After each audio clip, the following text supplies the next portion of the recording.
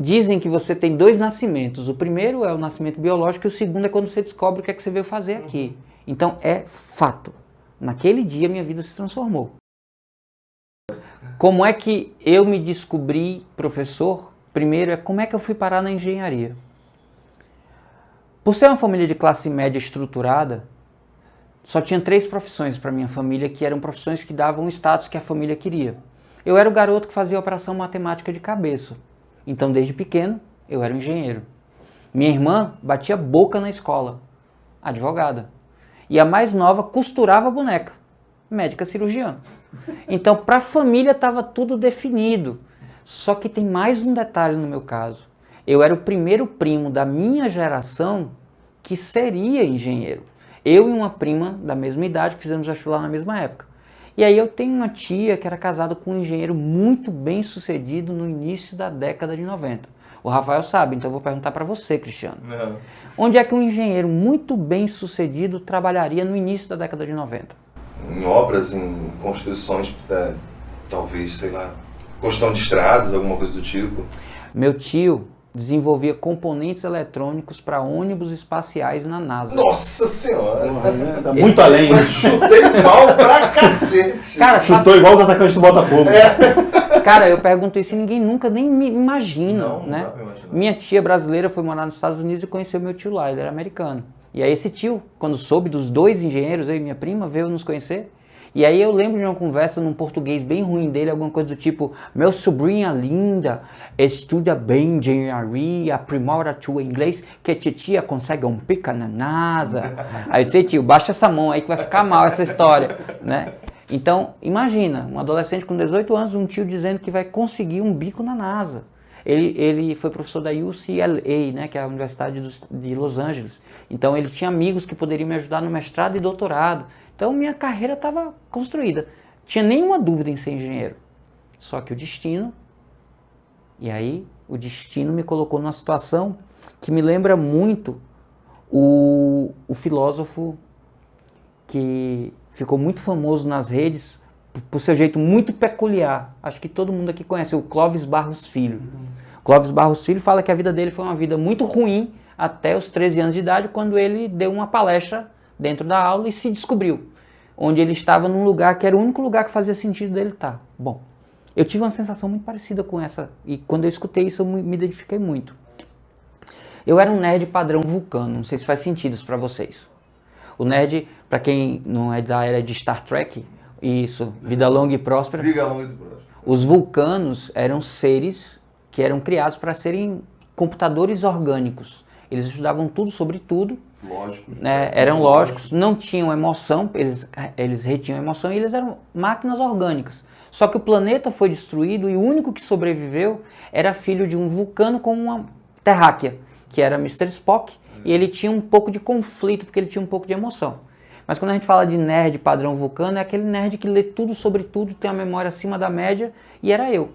E não tinha vida social. Era a Barça ambulante, você falou da Barça? Exato, eu era uma Barça ambulante. Eu era insuportável. Imagine um adolescente que lia 60 livros por ano, 5 revistas por semana e jornal todos os dias. Você era o chat GPT do Exato. O cara dizia A e eu... Você continuava. Isso, Queria saber alguma coisa e perguntava pro chat GPT. Isso, inclusive está no nome de corte, né? Eu era o chat GPT humano. Pronto. E aí eu fui para o DA, porque disseram que no DA eu ia aprender a socializar. Mero engano, porque enquanto eu estava estudando cálculo, a turma estava jogando dominó, totó, pebolim, tocando violão, fazendo coisa que eu não posso falar, e eu estudando cálculo. Mas eu era o cara da comunicação. Por quê? Porque os professores não gostam de ser interrompidos. Mas como era o nerd, o professor respeitava e achava que tinha alguma coisa de valor que eu ia dizer. Mas não, era para avisar de festa, avisar de viagem, essas coisas. Só que teve um dia que tinha que encher um ônibus para levar estudantes para assistir a um jogo. Estudantes de outro lugar. Não, para levar os nossos estudantes de engenharia para um jogo na casa do inimigo. E assim, era uma outra engenharia onde tinha já acontecido episódios de violência física. A turma ia lá e apanhava ou batia. E aí tinha que encher um ônibus. Aqui no Rio isso não acontece. Não acontece. Fluminense, não. Não, pois é. Flamengo e Vasco não existe. E aí o que é que o cara disse? Ives, vá lá, tenta encher o ônibus da gente, porque aí depois você ganha moral, quem sabe você perde até o BV. BV é boca Boca virgem. virgem. Pois é. E aí eu fui na primeira sala, o professor estava dando cálculo 1. E aí perguntou se o que eu estava falando, o que ele estava falando, eu conseguia explicar na semana seguinte. Eu disse que sim, porque era muito básico, estava ainda nas primeiras definições. Aí ele disse, depois eu liberei a turma toda. Aí eu, opa, bati a cota na primeira sala, enchi o ônibus, fomos, perdemos o jogo, não perdi meu BV, mas voltei para dar a aula, sem qualquer compromisso de ser professor, eu era só um aluno que ia dar uma explicação.